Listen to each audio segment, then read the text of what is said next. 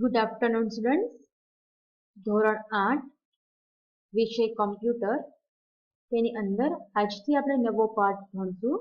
પાઠ 4 Excel, Microsoft office Excel 2007.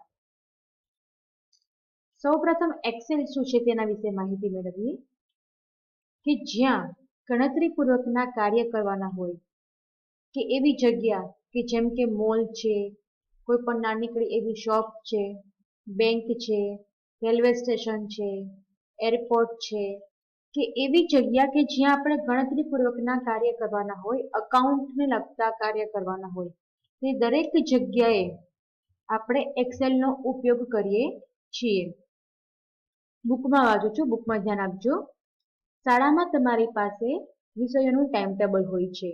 ઘણીવાર તમે પણ દરેક કસોટીમાં મેળવેલ ગુણનું ટાઈમ ટેબલ બનાવો છો અને કુલ ગુણ, ટકાવારી, દરેક વિષયમાં મેળવેલ ગુણની સરેરાશ વગેરેની ગણતરી પણ કરો છો. વિન્ડોઝમાં આવું કામ એક્સેલ દ્વારા સરળતાથી, ઝડપથી અને ચોકસાઈપૂર્વક કરી શકાય છે. શું કે છે કે આમાંથી ઘણા બધા વિદ્યાર્થીઓ એવા હોય છે કે જે પોતાના માર્કની સરેરાશ કાઢતા હોય છે. સપોઝ કે 3 યુનિટ ટેસ્ટ લેવાની હોય તો યુનિટ 1 ની અંદર કેટલા માર્ક્સ આવેલા હતા, યુનિટ 2 ની અંદર ટોટલ કેટલા માર્ક્સ આવેલા હતા અને યુનિટ 3 ની અંદર ટોટલ કેટલા માર્ક્સ આવેલા હતા. તો ત્રણેય યુનિટની આપણે સરખામણી કરીને જોઈ શકીએ કે ચલો યુનિટ 1 ની અંદર એવરેજ માર્ક હતા, યુનિટ 2 ની અંદર મારે થોડાક માર્ક્સ વધ્યા, યુનિટ 3 ની અંદર પાછા થોડાક માર્ક્સ મારે ઘટ્યા. તો આ રીતે આપણે સરેરાશ કાઢી શકીએ છીએ. તો આવા દરેક પ્રકારના કાર્ય આપણે જે મેન્યુઅલી કરીએ છીએ તેની જગ્યાએ આપણે એક્સેલમાં પણ આ પ્રકારના કાર્ય કરી શકીએ છીએ. અને એક્સેલમાં કરવાનો સૌથી મહત્વનો ફાયદો એ છે કે તમે એકદમ સરળતાથી કરી શકશો, ઝડપથી પણ કરી શકશો, સાથે સાથે ચોકસાઈપૂર્વક એટલે કે ભૂલ પડ્યા વગર પણ તમે દરેક કાર્ય કરી શકો છો. એક્સેલ એ માઇક્રોસોફ્ટ ઓફિસ પ્રોગ્રામનો ભાગ છે કે જેને આપણે સ્પ્રેડશીટ અથવા તો વર્કશીટ એટલે કે પત્રક કહીએ છીએ. એક્સેલને આપણે 3 રીતે ઓળખીએ છીએ: માઇક્રોસોફ્ટ ઓફિસ એક્સેલ 2007, પછી સ્પ્રેડશીટ અને ત્રીજા નંબરનું છે કે વર્કશીટ એટલે કે પત્રક. એક્સેલ વર્કશીટમાં ડેટા એટલે કે માહિતી જે કે આપણે એન્ટર કરીએ છીએ તે માહિતી, રો એટલે કે આડી લાઈન હરોળ અને કોલમ એટલે કે ઊભી લાઈન સ્તંભ ના રૂપમાં દર્શાવાય છે. તમે જે કાંઈ પણ માહિતીને એન્ટર કરો છો તે રો અને કોલમ એટલે કે ઊભી લાઈન અને આડી લાઈનના ફોર્મેટમાં દર્શાવાય છે.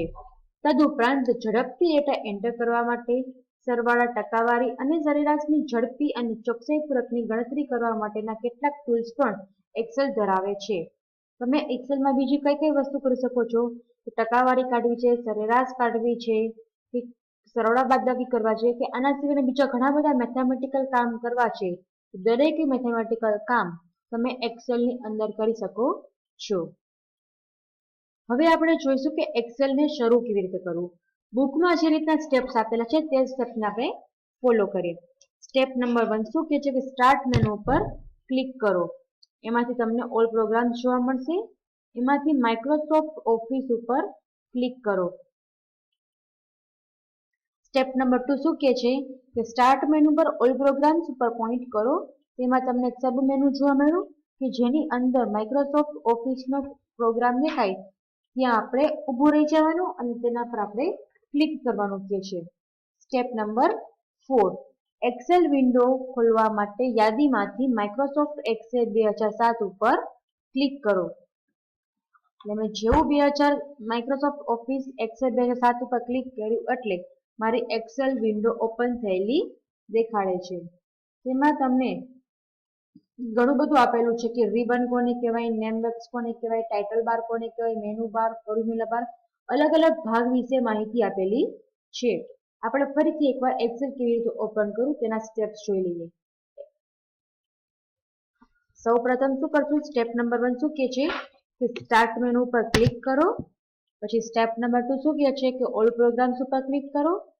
સ્ટેપ નંબર 3 શું કહે છે કે જે માઇક્રોસોફ્ટ ઓફિસ છે તેના પર ક્લિક કરો. સ્ટેપ નંબર 4 શું કહે છે કે માઇક્રોસોફ્ટ ઓફિસની અંદર જે અલગ અલગ પ્રોગ્રામમાં આપણે શું પહોંચવાનું છે? માઇક્રોસોફ્ટ ઓફિસ એક્સેલ 2007 ઉપર મને ક્લિક કરવાનું કહે છે. એટલે આપણને આપણી એક્સેલ વિન્ડો ઓપન થયેલી દેખાડશે. આજે આપણે શું ભણ્યા કે એક્સેલ શું છે અને એક્સેલને ઓપન કેવી રીતે કરવું તેના વિશે આજે આપણે સ્ટડી કર્યું.